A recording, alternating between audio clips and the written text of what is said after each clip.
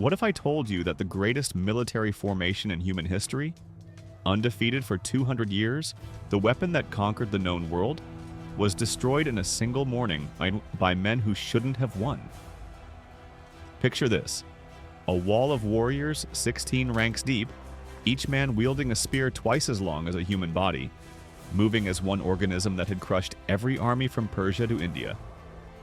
The Phalanx, Alexander the Great's unstoppable weapon. For 2 centuries, kings trembled at its approach. Empires dissolved before its advance. It was mathematical perfection, transformed into military dominance, literally unbreakable.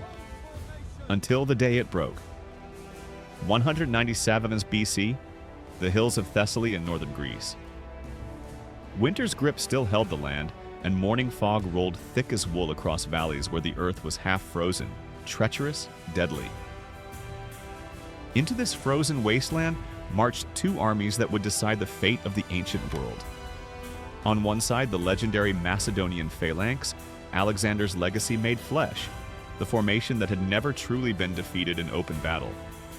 On the other, Roman legions, brutal, methodical, adaptable. Nobody gave Rome a chance. The Phalanx was science. The Phalanx was proven. The Phalanx was inevitable.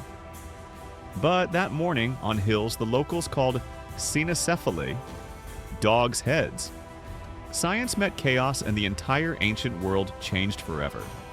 For 2 centuries, every Greek king had lived in Alexander's shadow, haunted by the ghost of a conqueror who died at 33, having subjugated half the earth.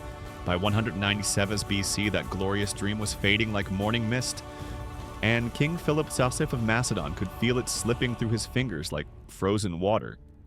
He was desperate. Not the quiet desperation of a defeated man, but the dangerous desperation of a king who refuses to accept that his world is ending. Philip still commanded the Phalanx, that legendary formation of sarissa-wielding warriors whose 18-foot spears had pierced through Persian immortals, Indian war elephants, and every army foolish enough to face them head-on. But the world was changing. From the west came Rome, not with promises of glory or dreams of conquest, but with something far more terrifying: systematic efficiency. Romans didn't fight for legends. They fought for domination, for the cold certainty that their way was superior, that their discipline would outlast anyone's courage. Leading them was Titus Quinctius Flamininus, barely 30 years old but possessing a mind sharp as any gladius. He had studied the Phalanx, analyzed its victories, and most dangerously identified its weaknesses. He promised Greeks freedom from Macedonian tyranny, but those who looked closely could see truth behind the promise. Roman freedom came with Roman chains, gilded and beautiful, but chains nonetheless. By spring 197 BC, Philip had no choice left.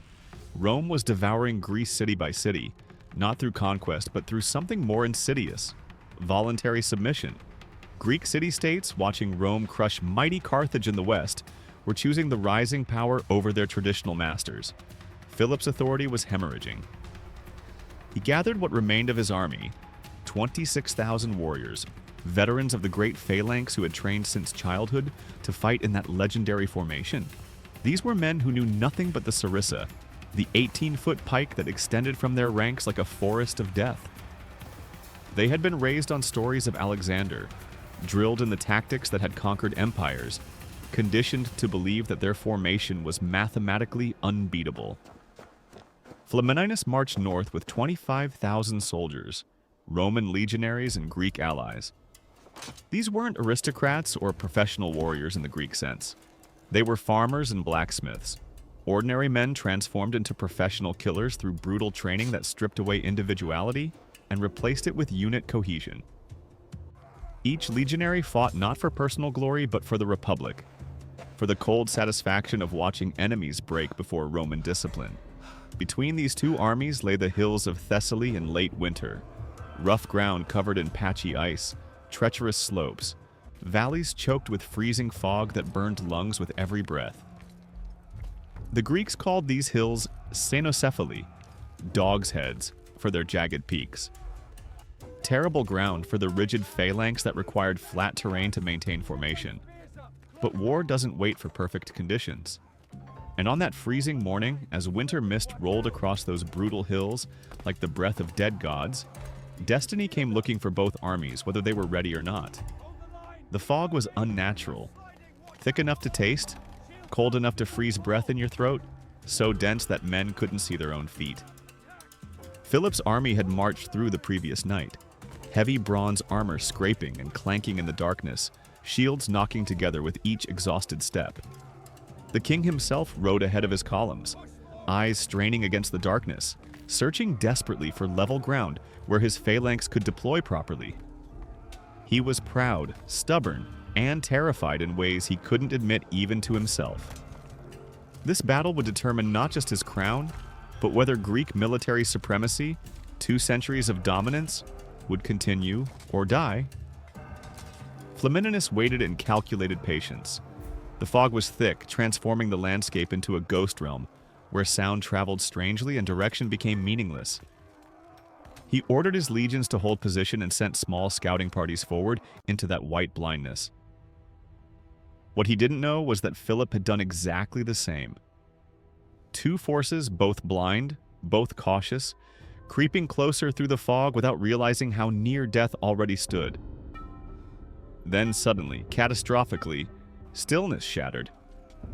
A Roman scouting party stumbled upon Macedonian light infantry in a narrow valley choked with freezing mist. For one heartbeat, both groups froze, shocked to find enemies emerging from fog like ghosts made flesh. Then the air exploded with screaming, clashing steel, and the sharp whistle of javelins punching through frozen air. The fog turned red with spraying blood that steamed in the winter cold.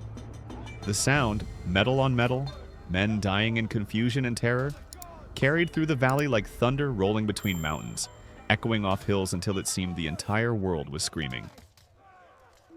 Neither Philip nor Flamininus could see what was happening, but those screams told them everything. The battle had begun before either commander was ready, triggered by blind chance in killing fog. Can you imagine that terror?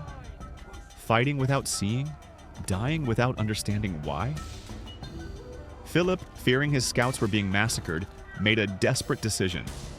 He ordered his right wing forward, thousands of phalangites lowering their massive sarissas in deadly unison, creating a forest of spear points that stretched 18 feet ahead of their formation. The sight would have been magnificent if anyone could have seen it through that choking fog. The earth trembled as they advanced, bronze-clad warriors moving in perfect synchronized steps, their sarissas creating an impenetrable hedge of death. But on his left flank, disaster was already unfolding. The hills were too steep, the ground too broken. The other half of Philip's phalanx struggled to climb icy slopes, their unwieldy 18-foot spears catching on rocks and frozen bushes, their perfect formation fracturing with each stumbling step.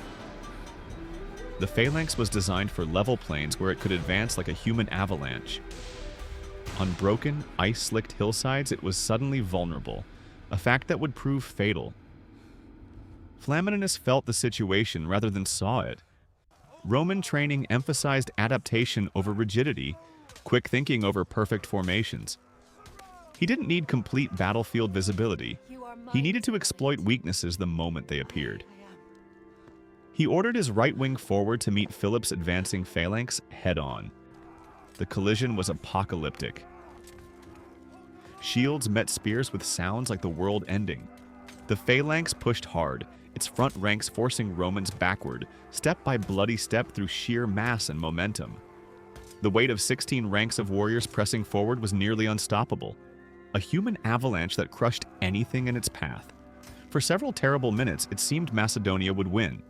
Those 18-foot sarissas pierced through Roman shields, punched through armor, impaled men who couldn't get close enough to strike back.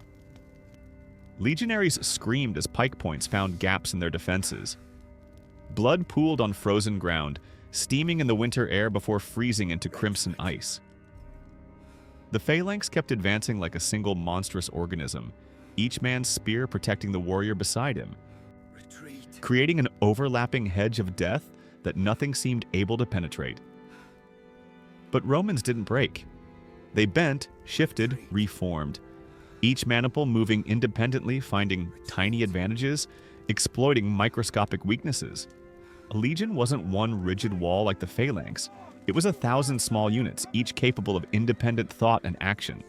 And somewhere in that fog-choked nightmare, one Roman centurion, his name lost forever to history's cruel indifference, looked to his left through swirling mist and saw something that would change the ancient world. The Macedonian left flank was exposed, struggling on steep ground, their formation fractured and vulnerable. Without waiting for orders from Flamininus, operating on training and instinct alone, this nameless centurion made a decision that ended an era. He led his century around the base of the hill, moving fast and low through the fog, striking at the exposed side of Philip's struggling left wing. In that single moment, the mathematical perfection of the Phalanx became its death sentence. At first, nobody realized what had happened. The battle was pure chaos, fog, blood, screaming, the clash of bronze on iron creating a cacophony that drowned out individual thought. But somewhere on that frozen hillside, the Roman flanking maneuver had found the Phalanx's fatal weakness. Phalanx formations were invincible from the front, where 18-foot spears created an impenetrable barrier. But from the side, they were helpless. Those massive sarissas couldn't turn quickly. The formation's rigid structure, its greatest strength in frontal combat, became a death trap when attacked from unexpected angles. Roman soldiers emerged from fog like demons, their short gladi already stabbing and hacking before Macedonians could react. The Phalanx began dying the way all rigid systems die. Not gradually, but catastrophically. A spear wall is only invincible when it remains straight and unbroken. Once it bends, once formation integrity collapses, it transforms from unstoppable weapon into confused mob. Romans flowed like water through the fracturing Macedonian ranks, gladi finding gaps between armor plates, hacking at exposed knees and shoulders, stabbing into backs of warriors who couldn't turn to defend themselves. The proud shouts of Macedonian warriors turned into panicked screams. The sound of sarissas snapping, 18 feet of ashwood breaking like dry branches, filled the air with sounds of doom. Philip watched from higher ground in absolute horror. His right wing was still advancing, pushing Romans back, his phalangites believing victory was imminent. But his left was collapsing, dissolving, being butchered by enemies who had appeared from nowhere in the killing fog. He shouted for messengers, for runners to carry orders that might restore formation integrity. None returned. The fog swallowed voices, commands, hope itself. Warriors died without ever hearing their king's desperate orders. Can you imagine that helplessness? Watching your invincible army die while being unable to do anything to save it? Flamininus saw the confusion and acted with the cold precision that made Rome feared across 3 continents.